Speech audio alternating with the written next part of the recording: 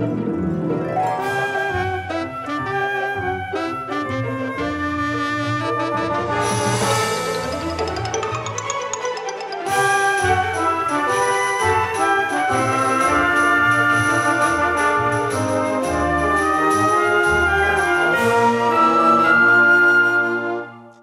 on Coffee with Mike and Ray, Allon Avgi from Avgi wants to hit $1 billion before 30. Will he do it?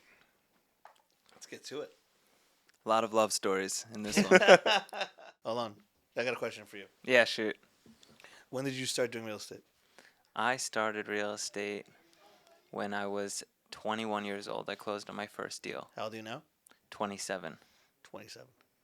So 27-year-old Allon gets his hands on a time machine. He sits in the car. He turns on his flux capacitor. He goes back in time to the first day, first deal, first time he sat in a real estate office to do a real estate deal. He meets his younger 21-year-old self. They sit in a room together. What do you say? Start having kids now. Get a nice Jewish girl pregnant. I mean, I want 10 kids, so I got to start back then. I'm looking back. I'm like, shit, I worked so hard all these years. Where's the kids? You would have had a whole property management team at that point. Exactly. I would have had a little army. So A property management team. I don't know. You have 10 kids. It's not bad. Plus Or construction. scouters, knock on doors. Scouters, you would have people knocking on doors Full staff. Could have replaced everybody with my kids. with your kids. Cost effective. I can't wait till your staff sees this. No, what I would tell myself is, and I'm asked this question all the time, Ray. I would go back and tell my younger self to go bigger. I even say that to myself now, like just go bigger every time. But looking back, I definitely should have gone bigger because everything basically tripled since then. Yeah. And who would have thought that this was going to be in our, this window in our lifetime? COVID, prices going through the roofs, rates tanking. I mean, if you bought anything 6 years ago and you had that window of 2020 to 2022 to refi, I think you would have to be like illiterate and an elephant not to have done well. So I would have definitely gone bigger. I even said that before, like during the rate tank, when rates were at the floor, I even said I need to go bigger. But it was starting off with something small to build comfort in order to go bigger, like building blocks. Yeah. I had access to capital back then at 12%, 14% with the points.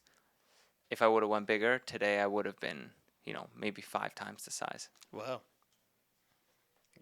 So right now, though, how many properties are you guys up to at Avgi? I don't remember exactly. We're between 70 to 100. And it's like 120 million in assets under management. In 6 years?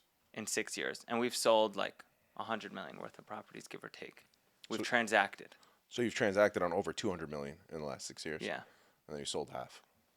Give or take, yeah. Because we've done joint ventures, we've wholesaled some deals, we've moved some and just taking commissions, whatever we could do to just keep getting by. It was our only business, And then was there ever a point within that first year after the first closing? I know you said go bigger. Where you're like, I don't want to do this anymore? Was there ever a point where you're like, I don't want to do this? I mean, anybody in this business probably goes to sleep almost every night after a hard day work and is like, I don't want to do this anymore, But then you wake up in the morning very early and you're like, I have to.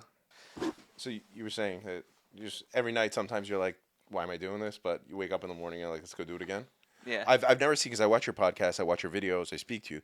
There's a certain passion you have, and it's crazy. Like, it doesn't matter. It's a good deal. You want to talk about deals all day. I've saw 1,000 deals. I think when people got scared to buy deals, you double down on buying deals. So it's impressive to watch how much you love it and how much you put towards it, whether it's speaking about it, doing speaking engagements. I still remember the first time I met you. I was introduced to you like 3 times through different people. Isn't that so funny? So I still remember like the 3rd time we've already done like tens of millions of dollars in business together, and somebody's like, I gotta connect you guys, and Mike's like, hey, Allon, you need a loan? It was like a joke. We were like joking. And we just started dying. There was the first guy. It connected through the second person that introduced us. The first time you were not down, and the second person you were like, let's do this. And I was like, oh, it took 2. I was like, I don't borrow money from Persians. Oh, God. But then but that just changed over time. Yeah. Some Persians, you could trust you guys. You know? Thank you. We Thank you. tried. Actually, you guys are fantastic. Like probably up there as my favorite lenders. All right. Appreciate that. 100% because you send my mother flowers every year. That's definitely it. Hope your dad likes us. He loves them. Honestly, you make my mom happy. You got all of our approval. We save him from buying flowers. It's not bad. And a nice bouquet too. You guys send something beautiful and big, and every year my mom's like, "Allon, it's here again." It's our signature mark. I was like, "Damn it! Even if you're a point over, not 50 bips, 1 full point, I have to go with you because it's worth the smile. It definitely is. So I have a question. First property you bought that you mentioned, 21 years old. What kind of property was that? Who refied it for me? We did. Yeah, All right. it was a single family house. So I know what property it was. But now you don't really buy single family homes as much. It's still part of the business model, but you guys have pivoted a lot. I think I've got 2 under contract right now. Probably going to flip them both, which I haven't done flips almost ever. I never really was into flips, but it's just it's time, you know? Like the market shifted so much. It's harder to hold on to properties with the current rate environment. I'm not a billionaire. I don't have a cash flow business printing me money, so I can just eat it, you know, and weather the storm. I need to move properties to weather the storm. So we're going to focus on what we're good at, buying great deals, and moving them when need be. All right. Awesome. I guess find most of your deals. Everything under the sun. Just like everyone else that knows how to find deals, broker relationships, marketing, you know, hitting the pavement. People come to us now, the municipalities. That you know how that track record goes. Once you got it, people come to you. What's your favorite asset type? Right now, I gotta tell you, In general, like what do you see that you're like, wow, like I gotta own this one, just purely for emotion's sake, because you just mixed like the use. asset class. I just like mixed Me use. too. I love mixed use Right? properties. In like the downtowns, prime time, They're quaint. They're nice. there's something about them, and it's like historical too. Yeah, And you're not worried because you got the apartments and the retail below it. a little balancing act. Yep. But I'm always full on my retail. I've never had a problem. You guys too, because we pick good locations. Do you ever own any of the businesses in the retail spots? I just started. What a great Really? question. What kind of business? This guy knows business. Yeah, just now. It gives you a runway because there's no overhead, right? So you're not scrimmaging around to pay the rent. Although there's an opportunity cost to not having a tenant, so you're losing out on the income, but theoretically you're not burdening yourself with overhead Yeah. expense of a startup. I'm partnering now with a beauty salon, a yoga studio. We just opened up a gym Where? in Roslyn. What kind? It's a personal fitness facility. So small, like F45, 1,200 one of 1,200 those. square feet. Trainer access only. Classes for kids. For endurance. Monday night football for the ladies. And just general Nice. activities. You guys own the building? Yeah. That's awesome. That's awesome. Yeah, now I think that's the pivot. Like owner-occ commercial spaces are key. It's you know. amazing. It's a great way to segment into serial entrepreneurship. Yeah, but mind you, I don't have any interest in running the businesses. No, but you just gotta find the right operators. yeah, plug and play. People that want to grow, ambitious, really strong operators. Yeah. Then we could level them up. You know, in real estate, what I've come to learn after 6 years of doing this, which is not much, but from 21 to 27, the money we play, quote unquote, with, the money we play with is very big money compared to daily operators. Yeah, for They sure. see cash every day. We see large sums, and we allocate large sums of money. So, and I mean that's relative to everybody, right? My large sum is not Steve Schwartzman from Blackstone's large sum. Yeah. But if you're allocating $2 million, a day-to-day operator, even in a business making $1 million a year, he can't even they can't fathom that almost, because they have their general overhead, they have It's their a different number, yeah. Yep. They have their rent. They have all their jazz. They're taking the money every day, so they don't. At the end of the year, they might see, oh, I made $500,000, but they don't even realize it. Went to a boat, car, rent, the lifestyle stuff. Makes sense. You just mentioned like a big name in real estate. You've met a lot of big names in real estate. Is there someone like that blew you out of the water that you met? I know you've recently just did a podcast with Bob Knackle. Cool guy. You've done Elliot Horowitz. You've had me on your podcast. Yeah. You had a lot of big names. He like threw himself in the mix. Have to. Not to compare myself to the founder of Blackstone, but you had Michael Ramin on the podcast. Crazy guy. Elon Musk. Elon Musk. Mike Uh, Ramin. Mike Ram. Out of all the guys you met throughout the years though in real estate, is there someone that like stood out, or you're like, I was excited to meet him because I've heard about him my whole life, or through books or real estate? I've never met Steve Schwartzman, who's basically one of my idols, the founder of Blackstone. I gotta tell you, Sean Riney, Yeah. that guy blew me out of the water. He is so smart. You know Sean? Sean, I do not know. Where's he from? He's the Brooklyn broker. He's with Marcus and Millichap. I mean, they are crazy active. Like I don't know, he's done billions in whatever time frame, but in a short amount of time. But this guy is like, I met 2 brokers in my life that have just blown me out of the water in levels of sophistication, and he is one of them. Who's the other? This guy, Steven DeRazio. Nice. Steven DeRazio, Sean Riney. Steven's from Long Island. He's a Long Island industrial and office broker.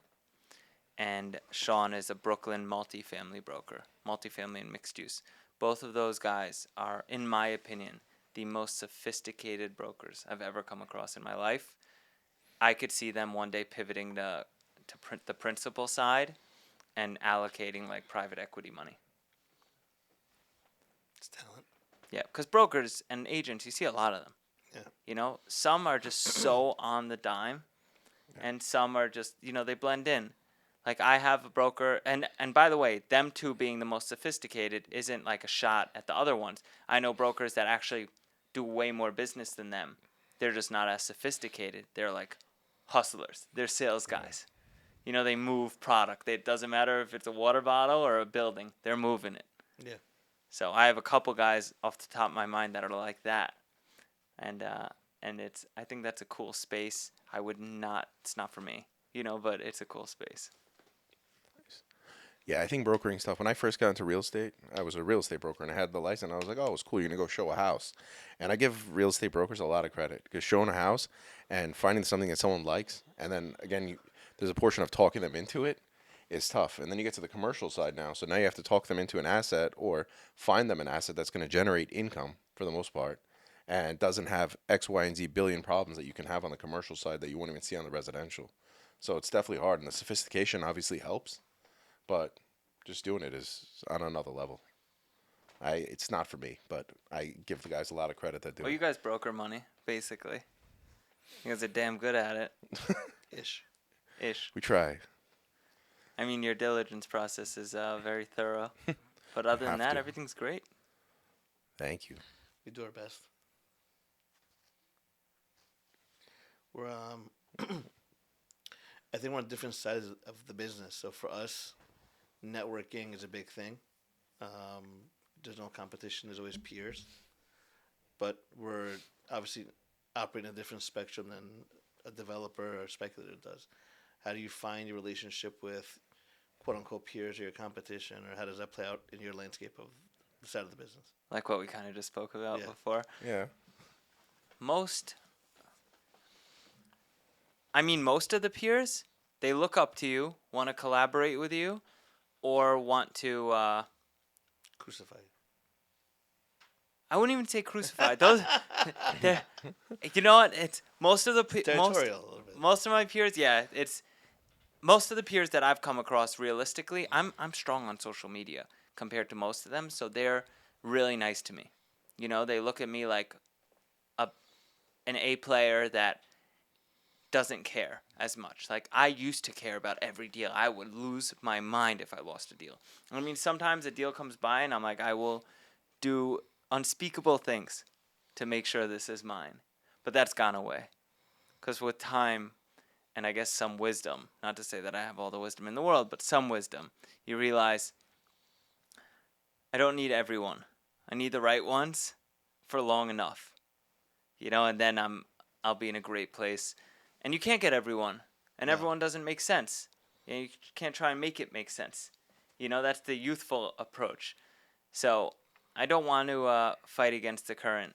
I like to go with the current, and I think that's the faster way to success. So my peers, most of them want to joint venture because they don't have the reach that I have or the deal flow that I have. Others want to, they want to give me advice if they're much bigger than me. Because one, it looks great for them if I ever promote them. Two, I think they just genuinely want to help. Like they see a younger guy that's building what they did years ago, and they just want to give me good, good feedback and see if we can help and collaborate down the line. And maybe one day I'll help their kids if their kids need that. And the third set, the ones that don't like me or don't want to talk, they're usually just jealous. I think that all stems out of jealousy. And, I mean, I get it now, but there's so much to go around. Who wants to be jealous? Yeah. Envy just hurts you. Well said. I like that. I heard this biblical story that it was envy and greed were side by side in front of God. And when they were in front of God, God said to them, whoever comes first and asks for something, I'll give the second one more. So greed was pushing envy. Envy was pushing greed. Back and forth. No, you go. No, you go. No, you go. I want more. I want more. I want more. And envy went first. And when envy got pushed in front of God, she said, I want you to take one of my eyes.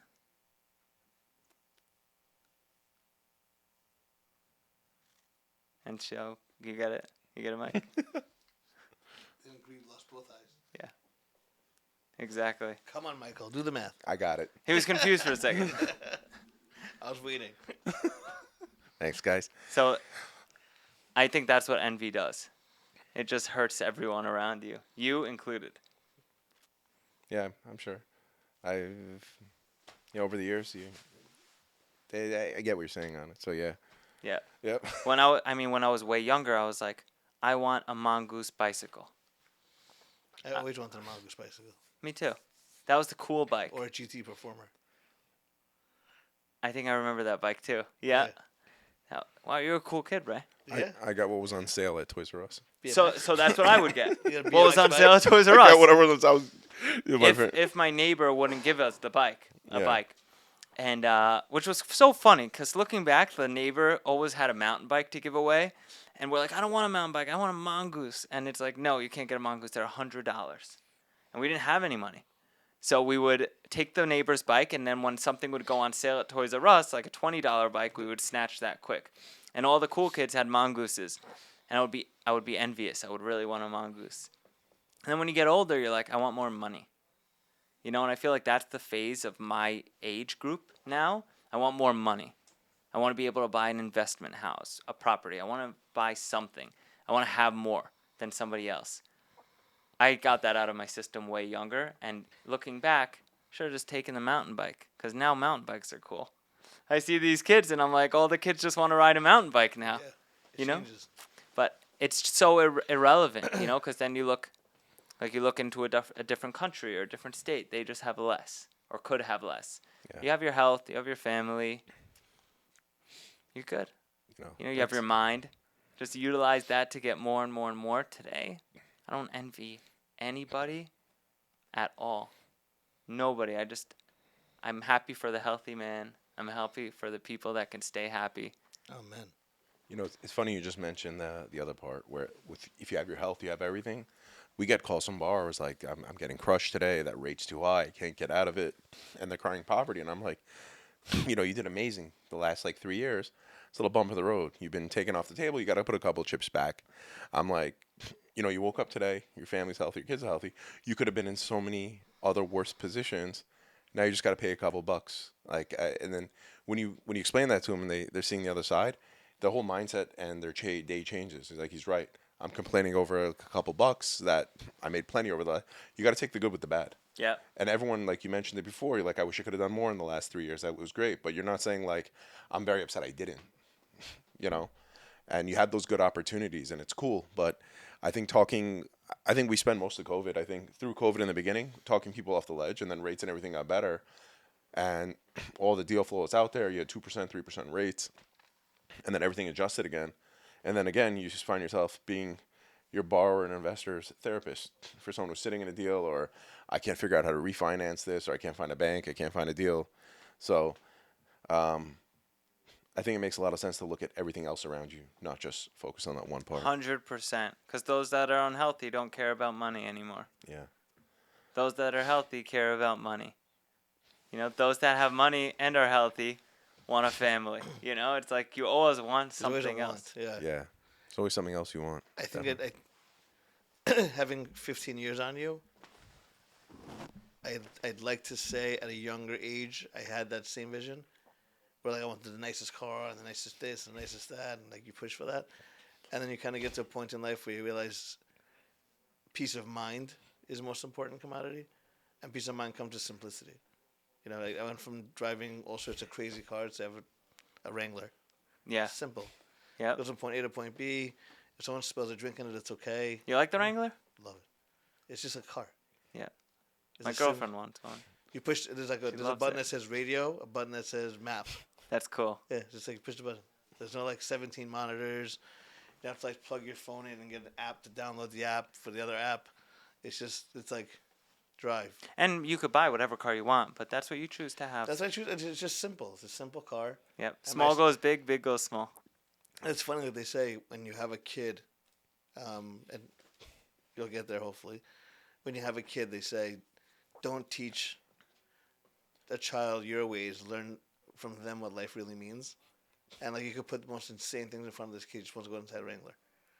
Right? That's beautiful. Yeah, it's like and we're all blessed around us. Like my kid's a fancy car, my brother's a fancy car, my wife drives a fancy car. I'm just the one with the Wrangler.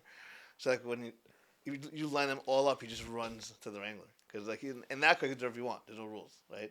And he sees the simplicity in it. It's like if I spill crackers in the Wrangler, no one cares. If I spill my juice in the Defender, someone's getting in trouble. Right? Yeah. So it's like it's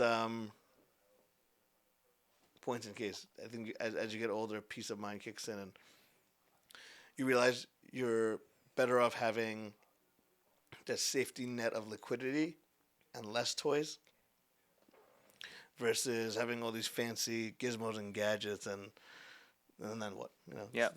happiness isn't in the gizmos and gadgets; it's in peace of mind. You're right. If you put your head on a pillow every night, you could sleep well. You're not worried about anybody coming to get you. You're not worried about over leveraging your life.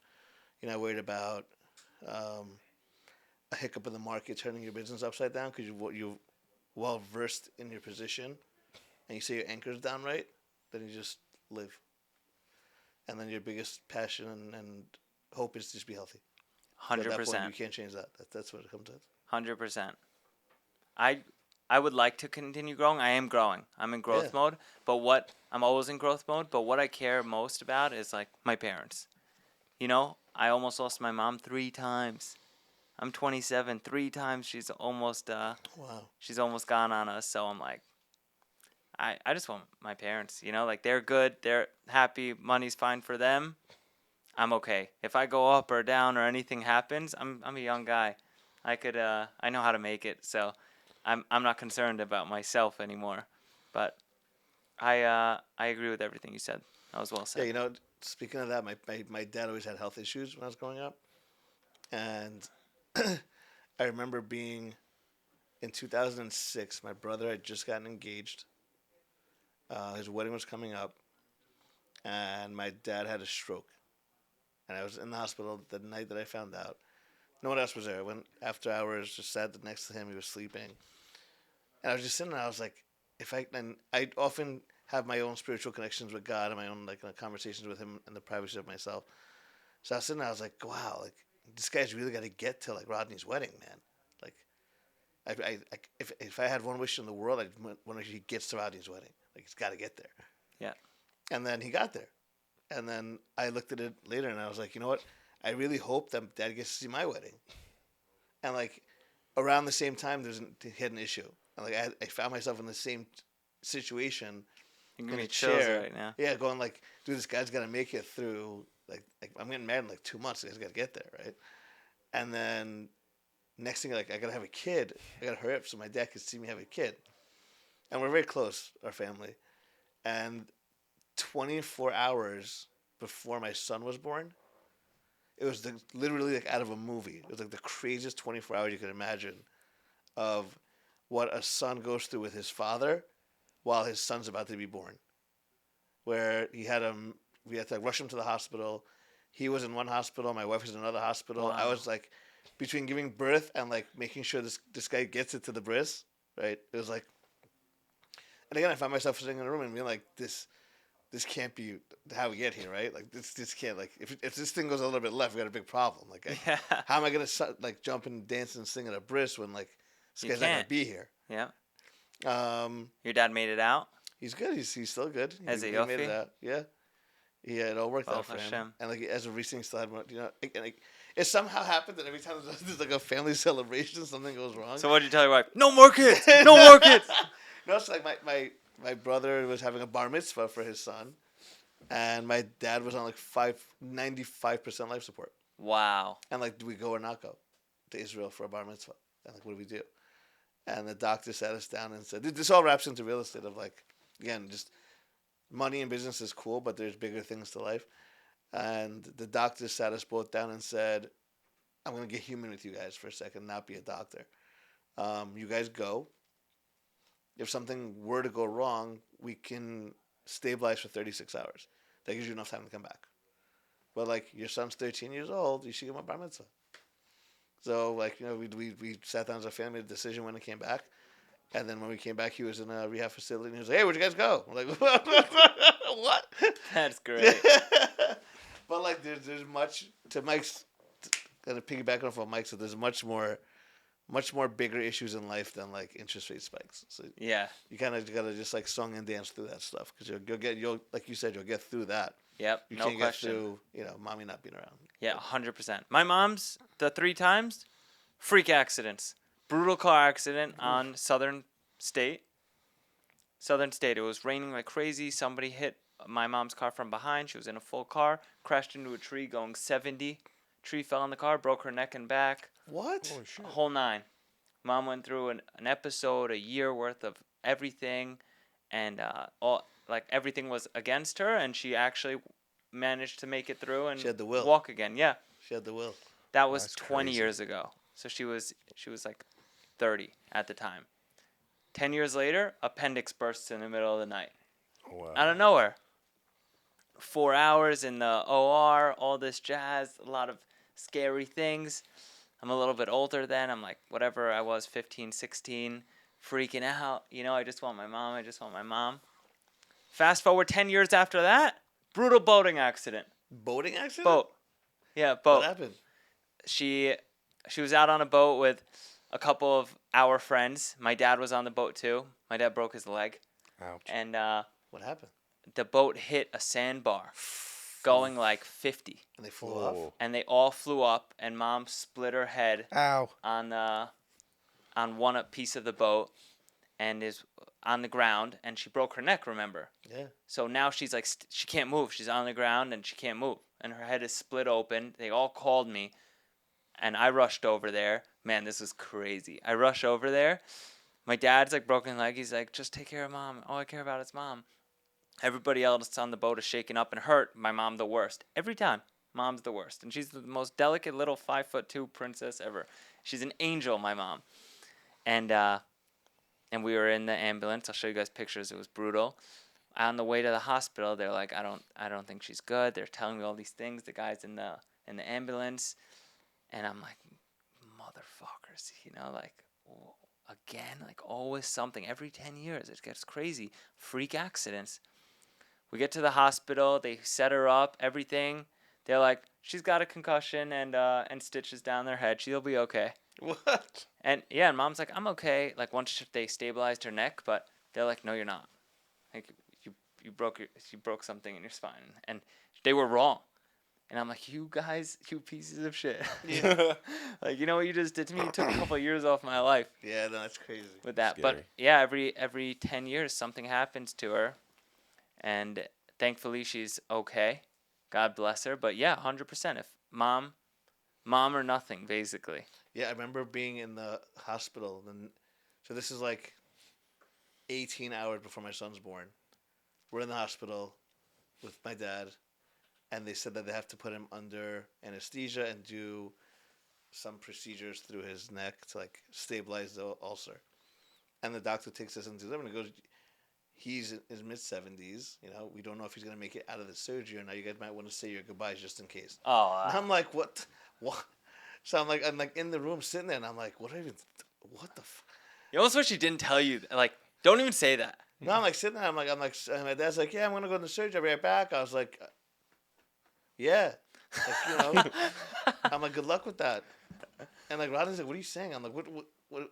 He doesn't know what the guy just told us. Like, what am I supposed to say? Give him a hug and a kiss. And I was like, again, you just look up at me like, yo, come on, man. You're hysterical, crying. You're looking up. Your dad's like, what's wrong with Ray? Every time. This little bitch. Like, no. This little bitch. That's great. Yeah, you definitely. I dealt with similar things to Ray with my father. Like my dad went through like the whole gamut in a year, and it's crazy. But they don't. Certain things you can control as you get older. Or when you're younger, you can maintain it, and you still won't listen. He'll like come out like surgery. He's like, when can I drink? And the guy's like, what? That's so your dad. I can so see that. Yeah. But you know, we're so lucky. Look at this, what we're talking about with our parents, and the real estate market's been good to us over the years. Of course, we're suffering a bit now, but over the years, it's been okay. Look at these kids, these soldier kids in Israel, where their parents are saying what we're saying. You know, Yeah. the opposite of. I mean, It's scary. that Yeah. they're saying this about their kids. You know, 20-year-olds going out to war in extremely dangerous places. It's definitely scary. I mean, those poor parents, I can't imagine. They That's don't not care peace about of money. mind. Yeah. No. They don't care about money at all. You don't want to get a phone call all the time. Every time your phone rings, you have a panic attack. Yeah. Or those kidnapped kids. My dad's good friend from Israel, they kidnapped his 18-year-old daughter. Her first day in the army. That's scary. First day. Yes, And she got kidnapped. So, I don't know. Very, very sketchy. Definitely. yeah, hopefully, good times are gonna come soon. Yeah. Yeah, that's a tough one to pass, but. Yeah. It's definitely tough on that. When's your kid's bar mitzvah? 10 years. December 22nd, 2032. Oh, we got a long time. Yeah. I'm not even going to do the math right now. Then we got to go to Israel.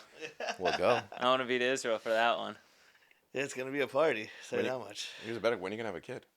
I don't know yet. I think I've got the woman this time, so. All right. No, for awesome. sure. I definitely got the woman this Did time. you got it? Yeah.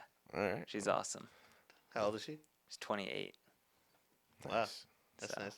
Yeah, I mean, when did you have your first kid? I was 38. Okay. 38. Got it. What about you? That's a good question for you. 36. 36, yeah. Okay. So, At But- the rate. There's two ways to do life. It's either, and I think I did it what's best for me, and I think that is relative to everybody else and what they go through life. For me, it was more of live life by myself and find myself, understand who I am, know my desires, know my wishes, know my limitations, know what my path in life is for me and what I want it to be like, and then bring somebody else into that equation that could help me get there and build a life together.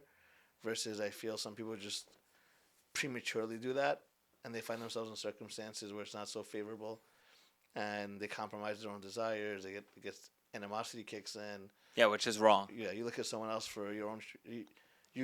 You blame others for your own shortcomings. Yep. Right? Because you decided I'm gonna. This isn't a comment towards you. At a premature time, I'm gonna be a parent. Or like I see 24, 25-year-old kids nowadays who's like, I gotta get married. Yeah. Well, it can't be towards me. I'm almost 30, so Yeah. I'm Like, you're I'm on 20 your side on this. I'm like, one. you're 24 years old and you get married. You're 24 years old. You're doing it like, how do you like handle a best friend a fight with your best friend? Oh, well, he did like this. How to? I'm like, if you can't like diffuse a situation with your best friend over like something that's so minuscule in life, how are you gonna handle like a marriage, like a real life circumstance where like you can't get what you want because there's two of you, and you have to be selfless and you have to make a sacrifice and you have to genuinely love someone more than you love yourself, and that's not easy to do. I believe So it. people can say that all they want. It's very few people, and I think I'm lucky enough to have that in my life, where we might not see eye to eye on everything, but I think I genuinely have found that in my life where I care about my wife and my child more than myself. So I hope that I do selfless tasks to prove that, but not everyone can do that if you're not in the right circumstance, right? So then it's like, well, I'm not doing that. Why would I do that? It's like, well, you have to do that. You're married. It's like, you got a kid. Very much. It's definitely like that. And your peace of mind in that circumstance becomes a smile on their face. Nothing beats a kid who's a happy kid. Yeah. Nothing beats a wife who looks at her husband or any person looks at their partner and like smiles and goes like, "Yeah, that's mine." Like we did It's it true, together. the happy wife, happy life saying. Mm. Eh. We'll let you figure that one I out love on you, your own. Nick. There's a lot of depth in that. Yeah, no, it's happy life. It's happy wife, happy life, if you master that selflessness. So like if you genuinely want that smile on her face, and you don't care what you sacrifice for, then it is happy life, happy wife, happy life. Or the flip side is like happy wife, happy life, but like this is bullshit. It's not what I wanted. So I'm gonna sit here and stomp my feet. But like happy wife, it's like if you really selflessly want them to be happy, it's like, hey, if I can't go to this event, or if I can't hang out with this person, or if I can't buy myself that, 'cause I have to allocate funds to something else, or I don't want to do this, but like, you know what you really want to do, I'm gonna do it. But like my payback is that smile and that gratitude and that like that love. Then it is exactly that. It's a happy wife, happy life. I see. Yeah. Get there. You don't have much to say on this, Ramin. I have plenty to say on it, but I'm not gonna. Worry. You'll learn that it doesn't. I think on for Mike's behalf, I'm gonna say Mike probably. There's very few people I say this about. And I think Mike did marriage well, Nice. and I have a Thank handful you. of people I say that about. And I have very in-depth, serious conversations with about marriage and parenting, and like there's very few people in life you want to get advice from, and I think people tend to over generously offer unsolicited advice, right? So everyone's always giving you advice. No You don't want, question. no one asks. If you don't ask someone for advice and they give it to you, it's kind of like, okay, man, thanks, but I didn't really ask you for advice. Yep. But there's a handful of people around you that you see their life and you see how they handle situations, and you see their surroundings. Like, you know what, this guy did it right. Like, you're gonna go ask a rich person to make money. You're not gonna ask like someone who's not No doing question. well, right? You're right. So I think hats off to Michael. I think he did marriage pretty well. He's got a beautiful wife and some What a kids. compliment. Thank you. Appreciate that. I'm 27. I think the biggest. You just said you're 30. I'm 20, almost 30. A couple of years. I'm 27. I'm 27. I'll be 60 So next it- week. Funny you mentioned the age of 30, because for the last You want nine, to pivot back to business? I see. I'm where not he's gonna pivot going. back to business, but you do mention back to 30. Wait. Let me. Oh, you do your thing. So I'm 27 now. I think the most important lesson in the love side of things that I've learned is that I needed to figure out the type of woman I want to spend more time with. When you're younger, because you made such a good point. You're 24 years old. You don't even know how to get over a fight with your best friend. That just clicked for me. When I was 24, I wanted a certain type of girl. But even in those 3 years, I realized more And like it'll change by the time you're 35. I heard that too. Like it continuously changes.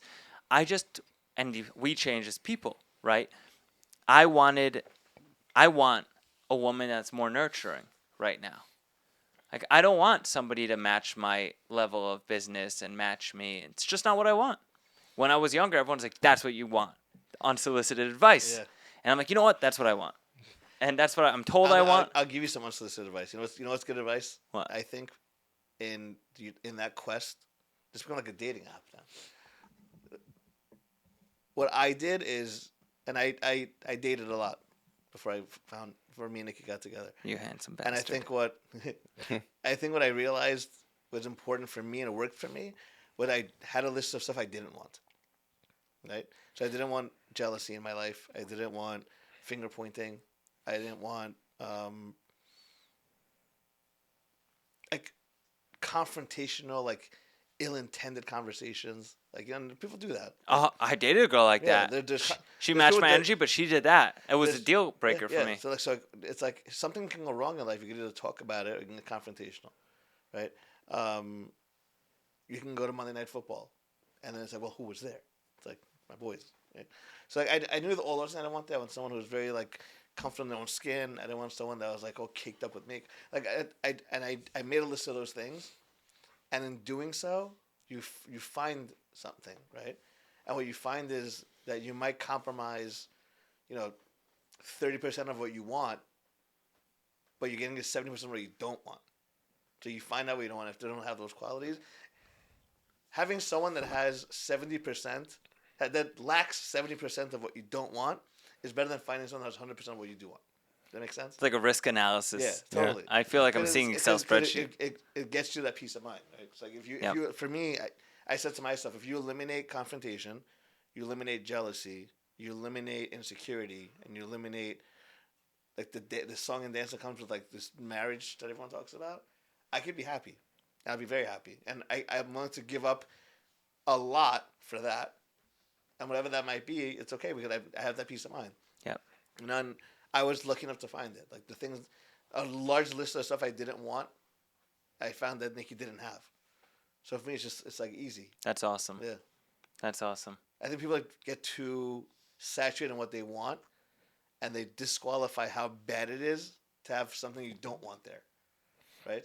And then Yep. all of a sudden, like now you're literally in a life now. Like you're married. Like people are like, it's not like it was back in the day where there's no social media, there's no TV. Like dude, like you have access to information. Ray's got good feedback on this. Yeah. Oh, Like yeah. great advice on this. Yeah, when you get married, like you're really in a room with someone else forever, You're making me think of situations I've been in. That's exactly what you're saying. Like it's. and you don't want those situations Yep. in marriage. I dated this Israeli woman. You want it to be forever. You don't Yep. want it to be 6 months. I dated this Israeli woman. First mistake.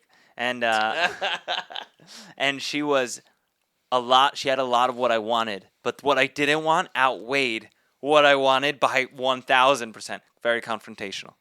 Love to fight, like you were just talking about earlier. And I'm like, what are you, You don't need fighting that. about? What are you fighting about? Think about how much you fight on a daily basis between Every your day. peers, your lender, your title company, Marie, who can't clear a file. I'm just kidding. You're the best. And like all the stuff you have on a daily basis, you like battle with. And imagine now I got to go home and like start round one again. It's Yeah. like Jealous, so exactly right. Jealous about everything. I'm like, I can't have this. I can't do it, because then the fights even get more like, okay, you don't fight about that, but you're fighting about that, and jealous about anybody. That's unacceptable. The girl I'm dating now, I'm on 4 months. She's non-confrontational. She's more religious than me, which I think is huge because she really believes in like Shalom Bait, and she keeps Shabbat, but it's okay if I don't, because she's okay with that. You're you. She wakes up in the morning and it's like sets me off for the day, like tea before I even come downstairs. I'm like, oh my God, this is amazing, And because of I'm going to give credit to the religion also, not only to her personality. This is who she is, but the religion. You guys know our religion. It's a lot about giving. Yeah. And so she always wants to make or give, and that reminds me of my mother. When we didn't have and my mom just kept wanting to give, my dad's like, Rach, we don't have to give. But you And- find a way. Yeah. And that was most of their fights. She's like, I want to give more. And he's like, we don't have to give. And hardcore Israeli with a Yeah. giving Ashkenazi mom. So in the end, I mean, now, thank God, we're doing much better, and mom gives all the time. And she gave back then. But this woman reminds me so much of that. Like, nominal lifestyle. I like to give, humble, more religious, wants lots of kids like me, like all those good things. But most importantly, what I don't want is there. Like no fighting. I come home, she's like set stuff up for me and kind of leaves me alone. I don't want to come home and talk business anymore at this point. Maybe when I was 18 I did, but I do not want that anymore. I talk business all day long. I get calls at midnight talking business. It's like with the girl I'm with, I just don't want that. You want to just chill. Yeah. Talk about something else. Yeah. And she takes care of autistic children and people with Down syndrome. So That's great. So when she gives me the stories, sometimes it's so funny. It's like a cute, nice, lovely topic to laugh about, because these people, although they have these issues, it's like beautiful issues. Like they're so funny, and it's just so nice to be around those people. It's like a bright light. Yeah. So she comes back with a smile all the time. Like, that's cool. I like that. It's a different side of the world I never saw. Now I want to open an autism center. I'm like, perfect. I do real estate. Let's buy this building. Yeah. We'll make you an autism center. The AVGI Center for Autism. Perfect. But then your wife becomes your business partner. Then you're gonna have a whole. No, no, nonprofit. Do your thing. No problem. No more business No partners. business partner. That's awesome. What are you saying, Mike? All right. Well, I was going to say, but I think we have to wrap up. But before we wrap up, you always mentioned, you said you're turning 30. And a big thing that you always push was, I want to hit $1 billion in assets under management before I hit 30. Why do you close out at an hour? What? You close out at an hour? I think so, but I'm not sure. We can go longer. Yeah, you don't have to. So outside of probably Jeff's going to kill us. Unless you want but- me out of here. No, I don't want you out of here. So you always talk about like wanting to hit $1 billion in assets before you hit 30 or when you hit 30. Obviously, right now you guys are at 120. Would have been higher. We sold stuff. Do you think there's a possibility you're going to buy 800 million in assets in the next 3 years? And if it's not that, where do you think you're going to pivot to? And a lot of people, I think, in this market now more than anything, like, what do you think like the next phase is for you? It could be almost laughable when people say that. Like, you're only at 120. You think you're going to buy 880 I in the don't next think only 3 at years? 120. I think 120 is crazy. I think people get jaded with numbers in our industry because someone could buy one building for 120. But 120 in general, especially over a lot of assets, is a lot. We see it ourselves because, even if you buy 100,000 units or even if you buy 10,000 units at 80,000 a door, you're still not worth $1 billion. So you're still at 800 million, but it's 10,000 units. It's like, it's a lot of work. Mm-hmm. It's hard. You're managing a lot. You're doing a lot. And you're still not hitting some crazy number, but it's like, I did all of this. But what do you think like the next phase is for you? Like, where do you want to, still? I'm taking the approach of, the Abraham Lincoln approach. If I had 4 hours to chop down a tree, I'd use the first 2 sharpening my axe. So Wow, I didn't know that. I'm sharpening my axe right now. I'm Love it. preparing, I'm allocating, I'm preparing funds, I'm preparing relationships to go much bigger, more institutional style. I have a balance sheet now. I have an SREO. I have a track record, not, a blip on what I've done. So everyone's been paid. All my investors are happy. I've had my failed projects. I've had 3 failed projects out of hundreds, and none of my investors have lost money on those projects. Wow, that's nice. Yeah, so mostly because I manned up and I reimbursed from my pocket. And those projects also were acts of God. So it wasn't like, failed on the actual deal itself, like a building burned down to the ground. So stuff like that. So I think I'll get there. I think I'll be able to pull it off. I think you will too. After what I've seen the last couple years, I absolutely see that too. Yeah, we've done a ton of business together, so you saw it. I see the business, I see the stories and everything. So Yeah. Now, if I could put together this one fund that I'm working on right now, I'll have a lot of liquidity to leverage and get much closer to my goal. That's what I've been working on over the last year. Rather than buying like a madman like I was, I've slowed down on the acquisitions and focused my energy, Allon's energy, on a much larger picture. That's great. You got your biggest fans right here. Do it. let's do it. Love you guys. Love you We too. love you